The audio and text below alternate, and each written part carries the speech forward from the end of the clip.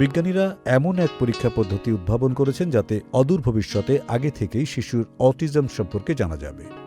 Autism এমন এক ব্যাধি যা ব্যক্তির সামাজিক যোগাযোগ ও মিথস্ক্রিয়া ব্যাহত করে। সাধারণত শিশুর বয়স 2 বছর পূর্ণ হওয়ার আগে এ রোগের লক্ষণ তেমন দেখা যায় না, ফলে সময়মতো চিকিৎসা শুরু করাও অসম্ভব হয়ে পড়ে। যুক্তরাজ্যের ইউনিভার্সিটি অব ওয়ারউইকের গবেষকরা বলছেন, তারা শিশুর রক্ত ও প্রস্রাবের একটি পরীক্ষা উদ্ভাবনে সক্ষম হয়েছেন, যাতে করে অনেক আগেই শিশুর অটিজম ধরা যাবে। তারা বলছেন, অটিজমের সঙ্গে রক্তকণিকার প্রোটিন কমে যাওয়ার এক সম্পর্ক রয়েছে।